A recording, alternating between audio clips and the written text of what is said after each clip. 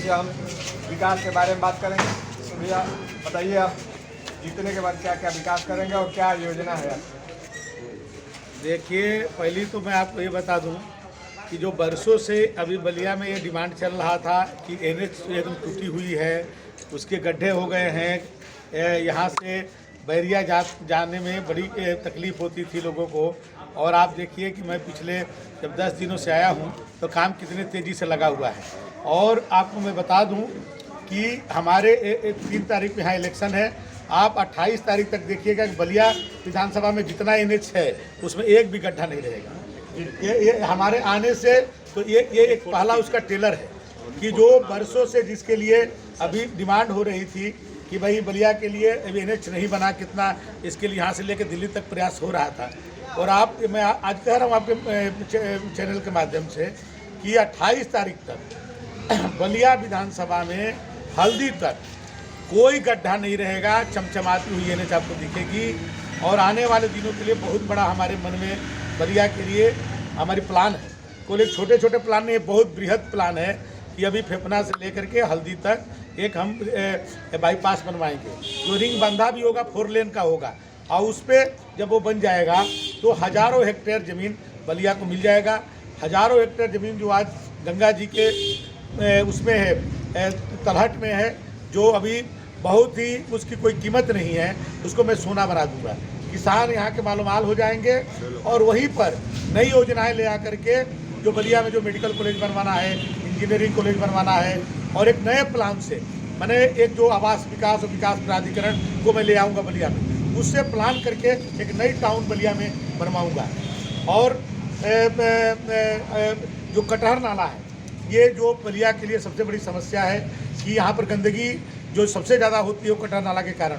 आज घर घर में जो मच्छर, हमारे यहाँ बड़े बड़े मच्छर, आज से नहीं, मैं विद्यार्थी जब यहाँ पढ़ता था तब से मैं देखा हूँ कि मच्छरों के लिए हम लोग पढ़ते भी थे तो कितना मच्छरदानी के अंदर जाकर पढ़ना पड़ता था, कितने मच्छर लगते हैं, वो गंदगी का भरमार है। उसको जो मैं रामपुर माहौल से ले करके और आप समझिए कि बसंतपुर तक मैं इसको एकदम ऐसा बनाऊंगा कि दोनों कटरा नाला के दोनों तरफ पाथवे बनवाऊंगा। और जो हमारे बच्चे हैं उनको लिए बलिया में कोई ऐसा विशेष पार्क नहीं है, तो उसी में बीच बीच में कहीं उनके लिए झूले रहेंगे, कहीं स्विमिंग पूल रहेंगे। और वहीं पर कोई अपने जो अपने नगर के जो वरिष्ठ लोग हैं जो सुबह मॉर्निंग वॉक करने जाते हैं तो दोनों साइड में मॉर्निंग वॉक करेंगे। वो एक तरह से मैं बम्बई का जुहू चौपाटी कटरा नाला को बना दूंगा।